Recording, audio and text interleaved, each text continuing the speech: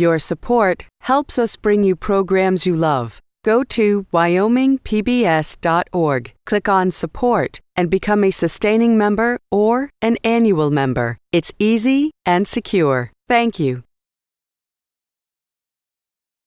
Wyoming PBS traveled to the University of Wyoming Student Union in April for a discussion which brought together academic, government, and industry voices to examine implications and opportunities as a result of carbon regulation and, specifically, the EPA's proposed Clean Power Plan. This is the second part of this discussion. The first, the keynote address from Kathy Willems of Berkshire Hathaway Energy, is available at our website, wyomingpbs.org.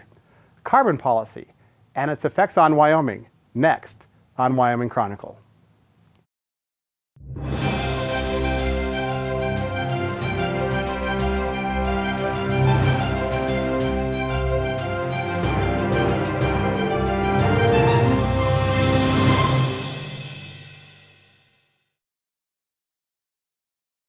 Okay, so the question again, rather lengthy.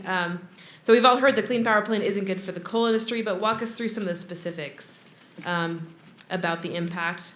And then what does that impact look like in Wyoming specifically? What does Wyoming look like in 20 to 30 years? Are there any positive outcomes? I think, Dr. Gabi, you were positioned to take a stab at that question.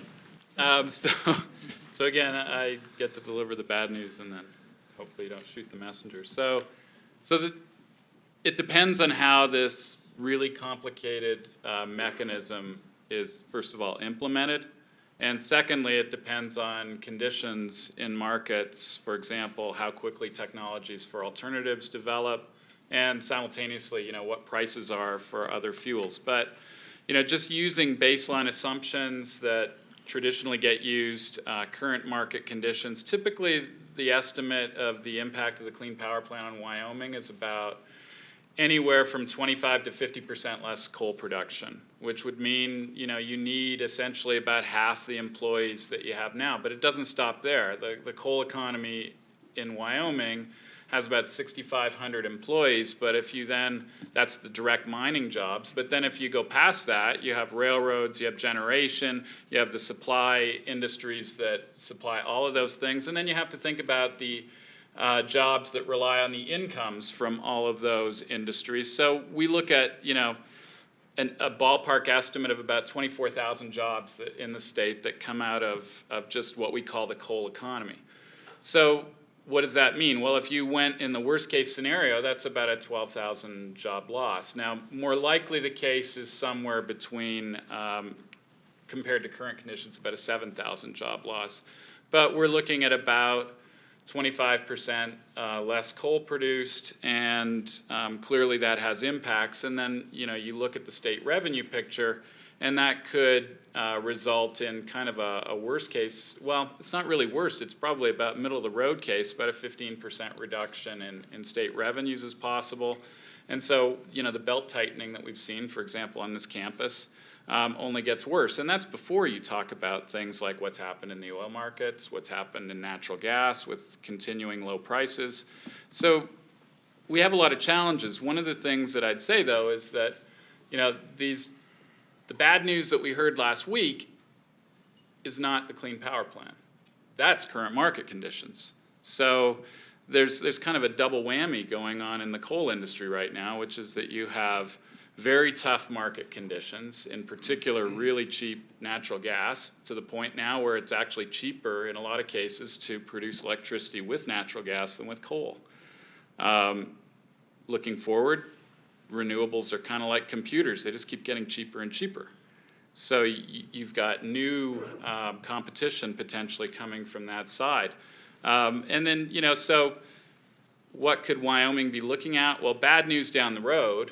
But, people are probably more worried about what's happening right now. If we just look at the average miner in Wyoming, they produce or employ at the mines, about 60,000 tons of coal per year. If we look at what the forecast is, just because of market conditions right now, of about a 60 million ton decline, that's 1,000 jobs that we don't need right now.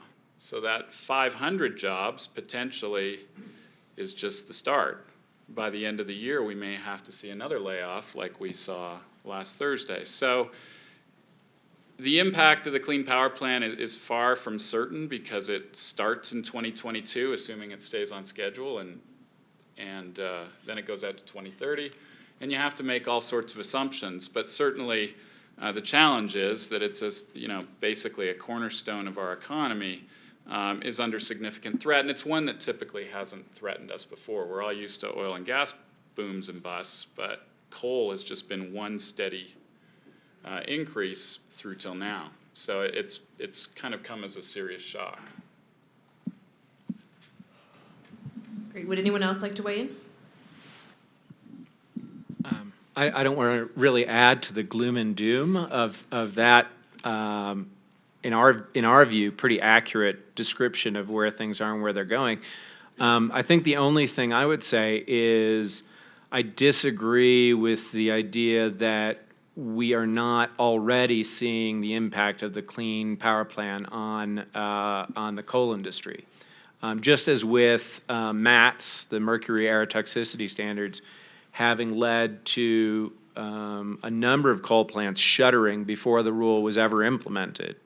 And despite the fact that the rule was actually vacated, so too, I think some of the volume decline that we're seeing now is the result of future planning based on a rule that has been stayed, but that a number of states continue to work towards. And certainly that the EPA appears to be violating the stay in working towards. I want to add to the gloom and doom a little bit. The other thing about the Clean Power Plan is that you need to have an understanding of the context in which these plants are operating. Laramie River Station and Jim Bridger have one of these things in common. Laramie River Station, within a couple of years, is going to have to decide whether or not to spend several $100 million putting on controls for selective catalytic reduction, which basically meets the regional haze standards. The stay of the litigation doesn't help them. They've still got a question about whether or not they're going to be able to recover that investment by 2030. And I don't have any insight into what their decision is, but just think about that for a minute. Would you like to lay out $200 to $400 million to make an investment in a plant where you're not sure you're going to get that back? With Jim Bridger, there are already selective catalytic reduction, or SCRs, on units 3 and 4, but by 2020, 2021, that time frame, they got to put the same things on 2 other units. Oregon, in another move, has already decided that it intends to phase out any interest that that state has and that its ratepayers have in Jim Bridger by 2030. So you wind up with the same question. Is Oregon, which has agreed to essentially faster depreciation, going to want to agree to allow selective catalytic reduction to go on units 1 and 2 of Jim Bridger when, at the very least, Oregon doesn't plan to be there beyond 2030? And if Oregon is not going to pull its share of that, is the existing arrangement among states which allocates responsibility for making those kind of investments going to hold up? I think it's under severe stress. All this is happening kind of at once. I can't tell you, I don't model like Rob does, and I don't really understand Rob's models because I'm more of a judge. But I can tell you that it's a very dangerous time for the state of Wyoming, and I honestly really don't see anything, frankly, very hopeful about it. I think particularly the thing we have to bear in mind is even if the litigation is successful, so let's say we win in the Supreme Court some years from now, a lot of decisions are already going to have been made. I think that Laramie River Station is going to have to make a decision before that that litigation is final. And we also have sister states that are going to have policies contrary to ours that are going to want to accelerate away from the status quo, which is us. So, Temple, I'd like to inject a voice of optimism, if I may, and I may be excused of being Pollyannish. First of all, I was influenced by what Indy said about the only thing we know about the future is that it'll be different, and I also want to follow up on Rob's point that maybe some of what's going on here is not directly impacted by or influenced by the Clean Power Plan. I want to follow up with a quote from Yogi Berra. Yogi Berra once said, "It's very difficult to make predictions, particularly about the future." So what we know is that we don't know. Nobody knows. And indeed, energy speculation is almost invariably wrong. If this was a panel, different constituents on the natural gas markets 5 years ago, we would have been talking about the construction of LNG import terminals. No one in Washington, no one internationally envisioned the hydraulic fracturing natural gas boom. So who are we to sit up here today and say what 2030 is going to look like?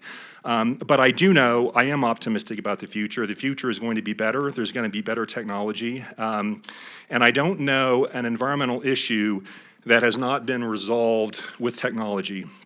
And coal has faced comparable challenges over the years. Controls on particulate matter, controls on NOx emissions, controls on SOx, the acid rain program, every one of which was accompanied by predictions that this is bad news for coal.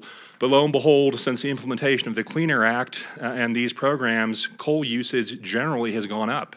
And it has gone up because technology has enabled coal to meet those challenges. Now, I understand that CO2 as a matter of technology and policy and chemistry and physics is maybe categorically different than NOx, let's say. But I'm not so willing to be so blue about what the future may hold. And with respect to markets, I guess share some of Rob's views that it's very difficult to tease out, dare I say impossible, the impacts on coal now from various sources, such as met markets in China, the price of natural gas. The only other thing I know about the future is that markets work, commodity markets work, commodity prices go up and down. So put me down on the side of the day coming when natural gas prices will go back up, and then I think that will make the economics of coal look substantially different. I also think there are ways in which the Clean Power Plan could be implemented that I think could potentially mitigate some of the challenges to coal. And before coming to the University of Wyoming, I actually spent several years in London advising a carbon trading investment fund. And basically what this fund did was invest in Kyoto Protocol deals. We would do carbon loans around the world. We were investing for the return we wanted were emission reduction credits that we could monetize in London. Now, those markets have had problems, but I have seen how cap and trade works in Europe, for example, and it hasn't been very good about reducing greenhouse gas emissions, but generally it did not have the dire impacts on coal and coal-fired utilities as people predicted. Indeed, under the EU ETS, which is what cap and trade is called in Europe, coal usage in Germany generally increased. So I do think there are opportunities here under the Clean Power Plan, dare I say it, if we implemented a cap and trade type approach that might mitigate some of these out of Wyoming impacts, that there may be paths forward here. So I'm not as doom and gloom as everybody else, Temple. Thank you, Kip. We needed some optimism.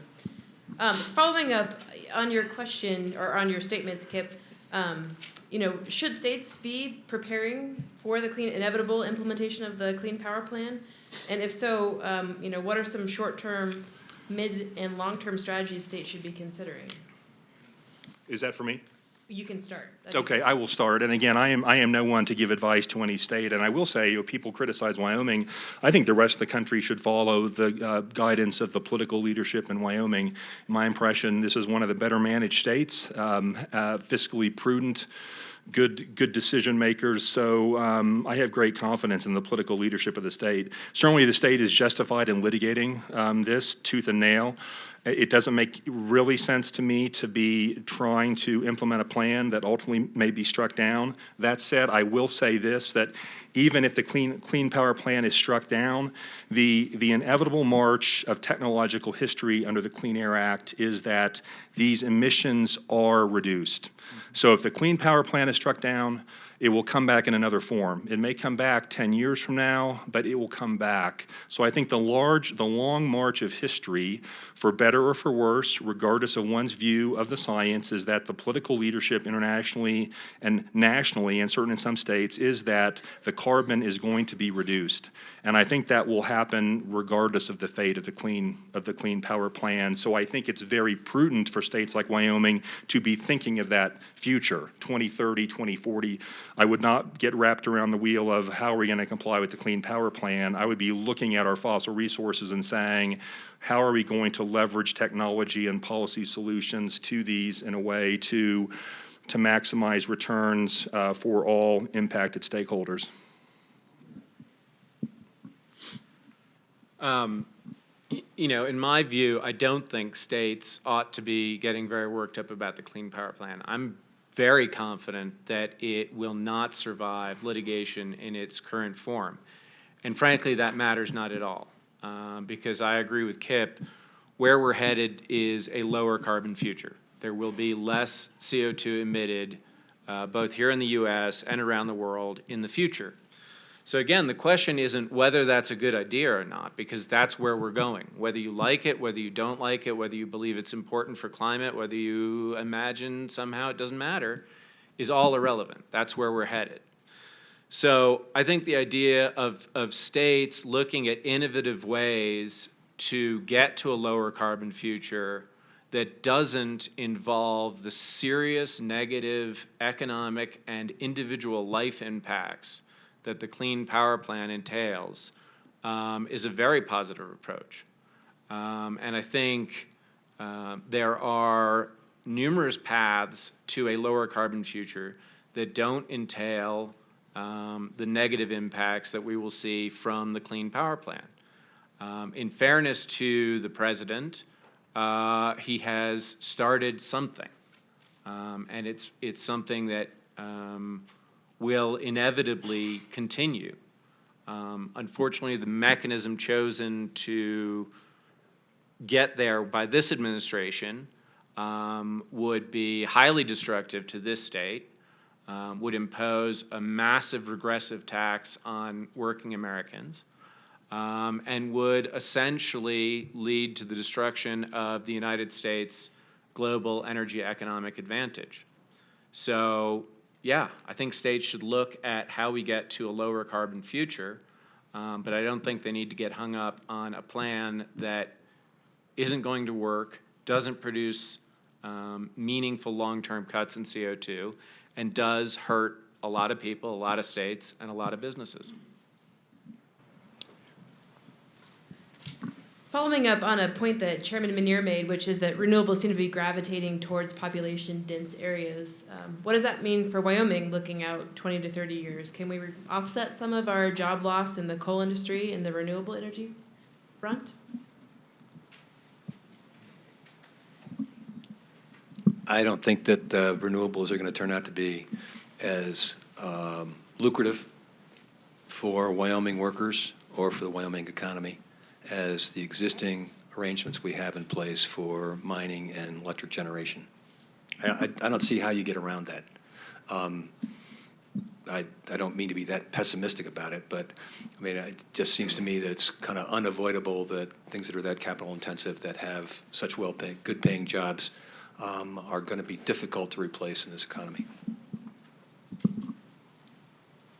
Anyone else want to take a stab at that question? I'll weigh in. I think there are different stakeholders here. The state of Wyoming arguably has a financial issue primarily. The coal companies have job, shareholder, investor issues, and the poor coal miners have survival issues. And obviously our thoughts should all be on the coal miners, and nothing that is set up here should take away from any of that. I will just say, your question was couched in terms of jobs, and obviously job creation should be a focus of every policymaker, national and state. From a revenue point of view, though, it's quite interesting. So if looking at the interest of the state of Wyoming, let's say they're interested in revenue from the leasing and mining of coal. So if you're looking at other higher value products that could come from that coal, you could end up creating the same revenue or more from smaller volumes of coal. I mean, we're sort of assuming here the model is you're taking coal, you're burning it under the existing lease structure. If you could take a ton of coal and produce millions of dollars worth of carbon fiber out of that and then sell it to Boeing for aircraft manufacturer in Washington State and then tax that, the state of Wyoming could do quite well. Now, it might not be good for the coal companies because their volumes will go down. It very well may not be a happy solution for the coal miners because you may need fewer miners. But it's not necessarily clear that everyone's interests in the state of Wyoming are necessarily aligned, and I think that's important to keep in mind. Thanks, Kip. Rob? Let me just take a quick, I'll add a little bit to that. So renewables certainly can make a difference, and we saw Kathy's presentation that the Clean Power Plan planning assumes that renewables make a big difference. Now, whether you believe that or not, whether you think their projections are good or not is irrelevant. That's just what they think could happen. But back to the question of jobs, the problem in Wyoming is that our big energy industry, it's quite well diversified. It's oil, gas, and coal. All three of them fossil fuels. All three of them challenged by any sort of carbon regulation. So what do we do about that? Well, if we move to renewables, and you look at a standard wind farm, once the wind farm comes in and gets built, which if you're looking at a 100 megawatt wind farm, something like the wind farm you drive through on the way to Casper, if you go through the Shirley Basin, that's like a big highway project. It comes in, produces about 250 jobs, no million, and they leave, and then what you're left with is about 6 people. And on top of that, how we make our revenue in this state is by taxing basically what comes out of the ground. Well, we do tax the wind, actually. We're the one state in the country that has a production tax on electricity from wind, but last year that generated about $3.7 million. So that's, it's not even in the decimal places of the revenue that we see in Wyoming. So it's really challenging going forward to do this. So then to Kip's point, well, what if we came up with high revenue or higher value uses for coal?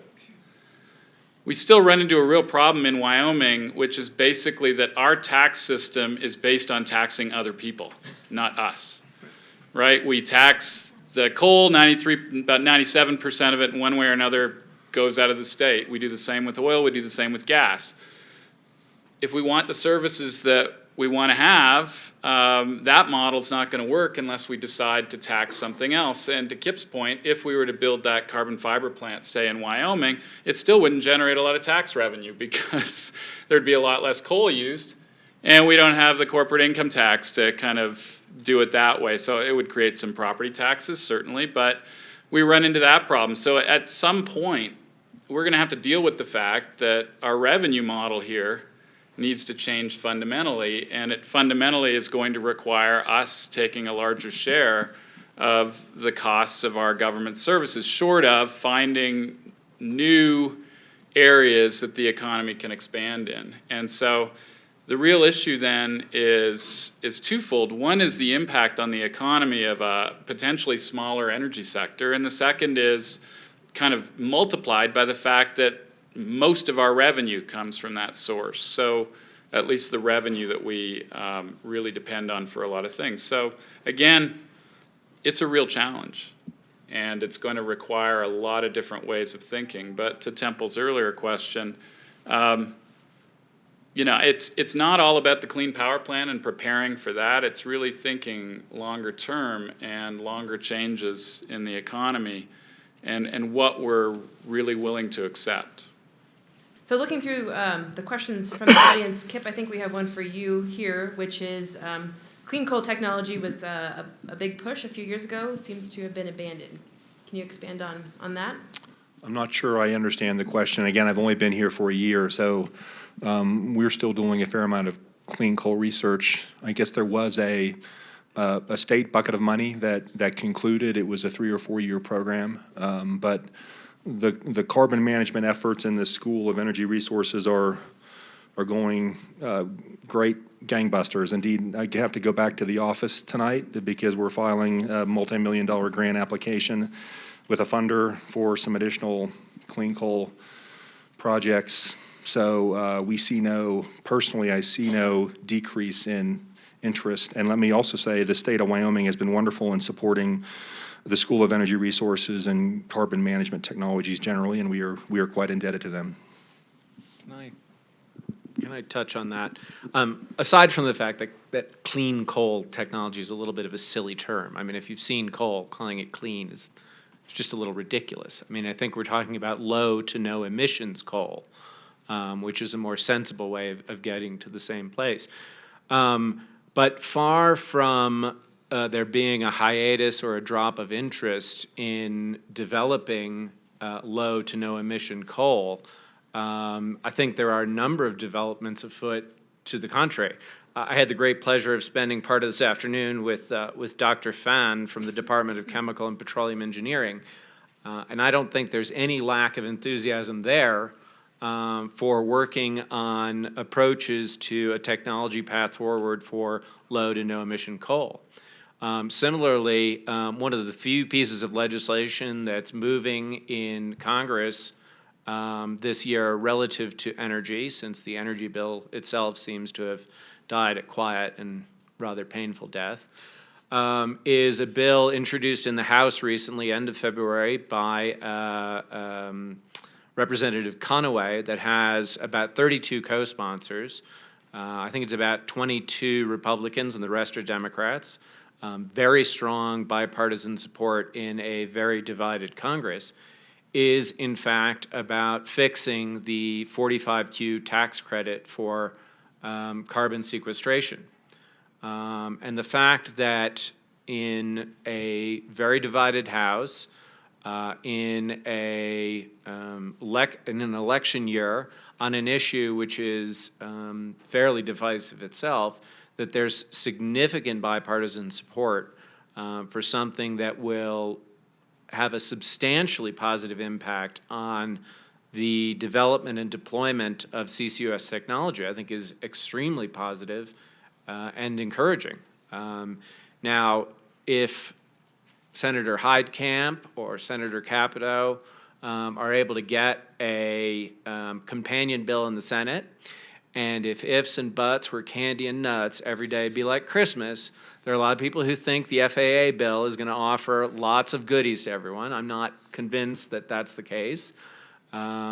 Nevertheless, if it doesn't move this year, I think there's a very strong chance that piece of legislation can move next year, and that there's more afoot in the realm of providing the types of incentives that are going to see real movement in carbon capture technology in this country.